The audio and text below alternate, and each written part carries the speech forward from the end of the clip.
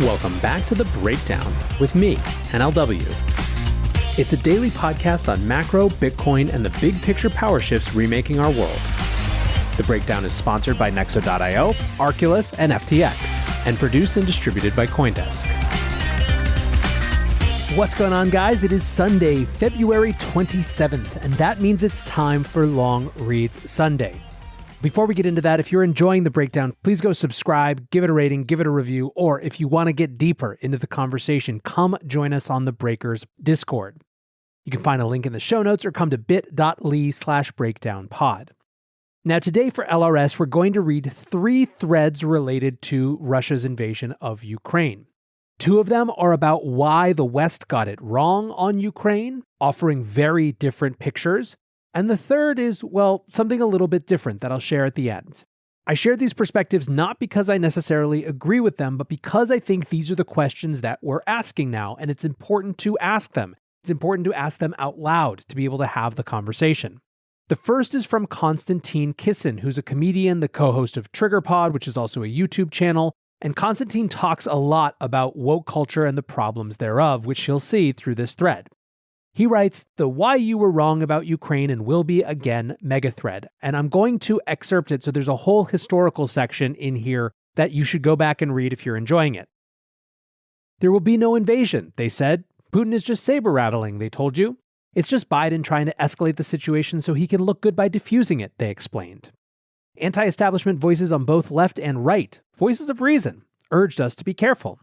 They argued often convincingly that Russia must not be provoked, that concessions must be made to secure peace.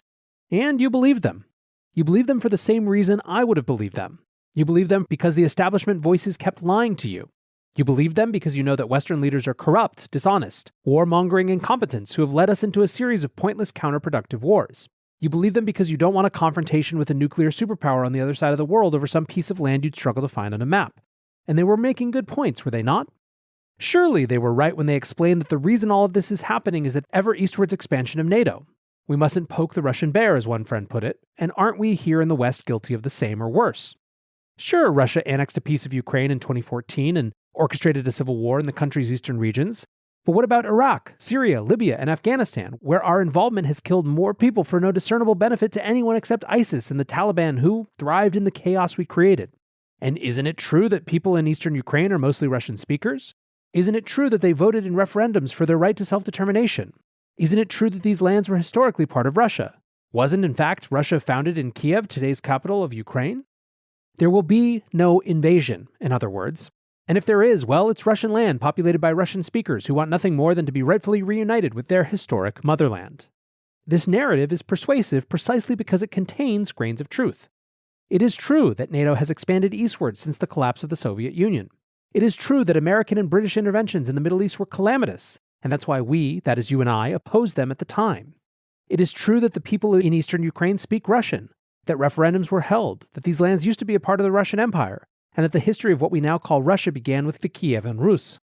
But to leave the discussion here is myopic and absurd. And this is where Konstantin gets into a long historical section, which again, I encourage you to go read. But we're going to pick back up when he writes, the crisis in Ukraine is a symptom of a far bigger problem, one about which I've been warning for some time. The West is divided, distracted, and weak. A terrible pandemic has ravaged the minds of Western elites for decades, turning us into a self-loathing, nihilistic people whose main preoccupation is self-flagellating while hypnotically reciting the wrongs of our past. It does not matter how much economic, military, or technology power you have if you are unwilling or unable to use it to achieve your objectives. The reason Russia invaded Ukraine and will continue its expansionist policies is the same reason why China is expanding into the South Sea and moving in on Taiwan, because they can. While here in the West we talk endlessly about equality, diversity, and social justice, in the rest of the world things are much simpler. People respect strength and despise weakness. And the more weakness, fear, and hesitation the West shows, the worse this problem is going to get. The events of the last few days are not the beginning of the end or even the end of the beginning of this broader geopolitical struggle. They're a sign that the disease of the Western mind has metastasized sufficiently and our enemies know it. The collapse of the West is coming, and save for a miraculous recovery, there's nothing any of us can do about it. So clearly, this is the anti-woke argument, the culture war argument about who we are supposed to be as a fundamental causal factor in Russia's invasion of Ukraine. Nexo is a trusted and easy-to-use crypto platform where you can buy cryptocurrencies at the touch of a button and start earning up to 18% annual interest that is paid out daily. They support all of the major assets on the market and even allow you to swap one asset for another or borrow cash against your crypto without selling it. Nearly 3 million people in over 200 countries trust Nexo with their digital assets. So whether you're just getting started or you're a seasoned pro, get the most of your crypto today with Nexo at nexo.io. Meet Arculus, the next generation cold storage wallet. Arculus secures your crypto using 3-factor authentication, providing a simpler, safer, and smarter way to store, buy, swap, send, and receive crypto. Arculus is offline cold storage. Your private keys are encrypted on the Arculus keycard and are never online. Stay safe from hackers with no cords, no charging, no Bluetooth. Just crypto security made simple. Buy now at getarculus.com. That's GETARCULUS.com.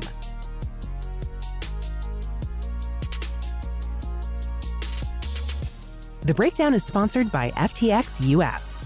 FTX US is the safe, regulated way to buy and sell Bitcoin and other digital assets, with up to 85% lower fees than competitors.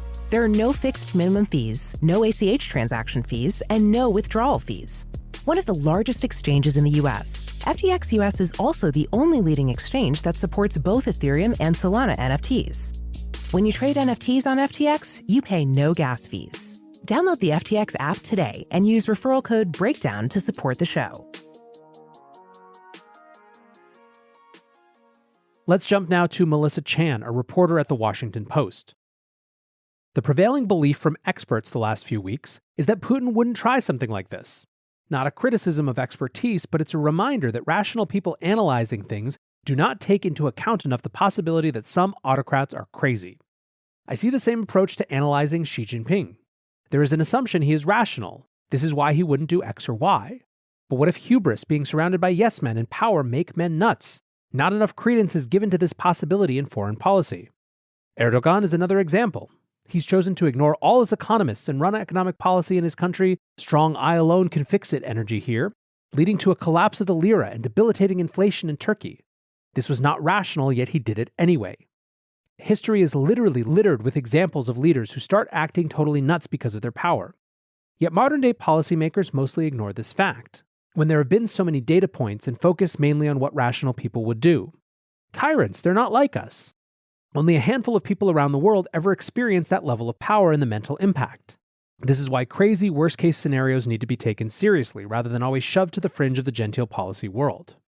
As some have pointed out, not all experts, of course. Policy folks in the Baltic states have been far less sanguine, for example. And again, this is not a criticism of the deep knowledge people have. My point is we should really take the crazy factor more seriously. So one thing that this second argument from Melissa does differently than the first argument is that it does put agency with the leaders, the leader in this case, who made the decision to actually take the action to invade. That's different than the first analysis, which mostly focuses on our part of the problem and how our mental deficiency in the West created an incentive or an opportunity for these leaders to think differently, to think that we were weak. This is not a critique of either of these two positions. I think they both add something to the discourse, but it's hard not to notice the solipsism of us sitting around here in the West talking about what we got wrong while the actions of others are actually shaping what's happening. What's problematic about Melissa's argument is that the diagnosis of acting rational has to incorporate what the objectives are by which rationality is going to be assessed.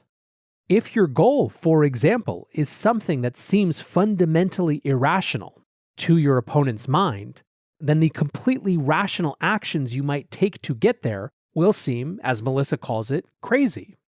The problem is that an assessment of crazy leads to an assessment of unpredictability, which isn't necessarily the case. It shows that we have a very hard time understanding fundamentally different prioritizations and goals. It is a weakness for us, at least from a foreign policy perspective, to not be able to reorganize rationality based on a goal that may itself seem irrational to us right from the beginning.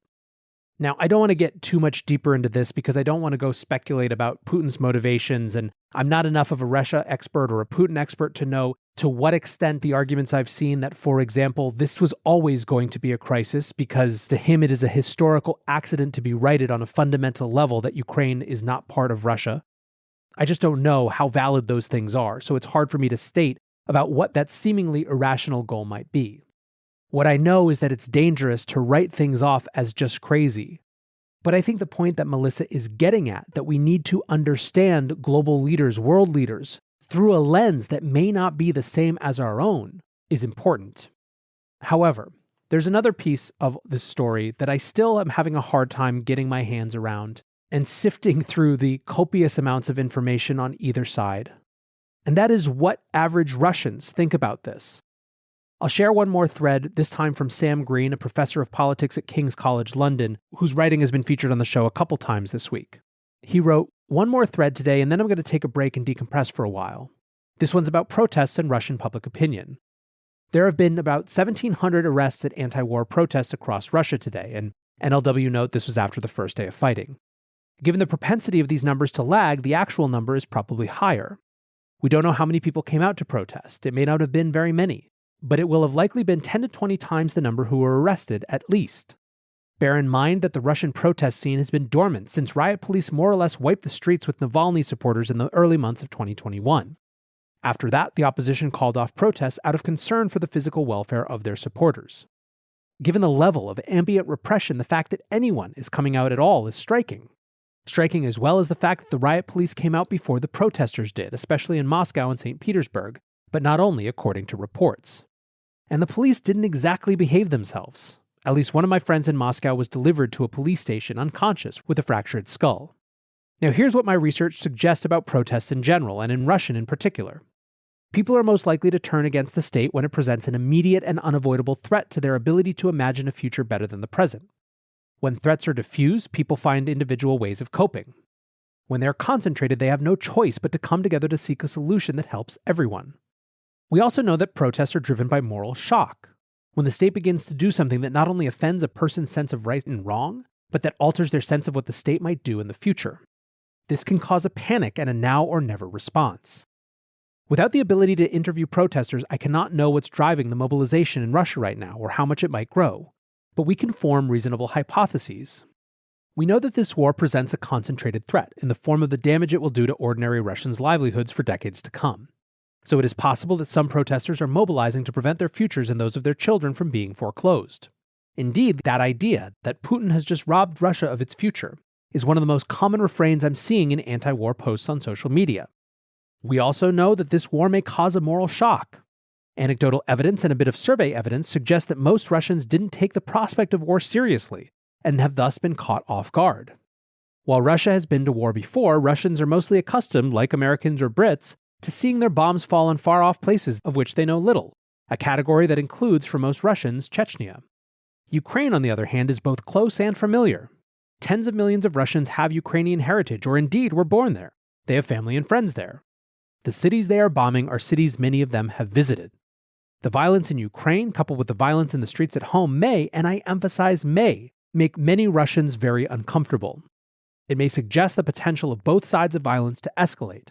That, too, may be a future many Russians will want to avoid. Clearly, Putin will have thought about this. This was a risk everyone knew about going into this war. That's why he had the riot police ready to go. Putin will have calculated that he'll survive. He may well be right, he often is. But not always. I think the important thing about this thread, clearly, is that we do ourselves a disservice when we view global events, these liminal moments between two different normals, as solely the purview of individual leaders. They often start there as the decisions of individual leaders. They almost never end there. They end in thousands rising in the street to protest their country's actions. They end in thousands in a different street, rising to confront an aggressor. They end in thousands in far-off places, telling their elected officials what they are and are not willing to deal with when it comes to how their country is involved and inserts itself into this situation. It can feel extremely disempowering and like there is no room for agency when the tidal waves of history come crashing. But it is never as true as it seems. I want to say thanks again to my sponsors for supporting this show, Nexo.io, Arculus, and FTX. And I want to say thanks to you guys for listening. Until tomorrow, be safe and take care of each other. Peace.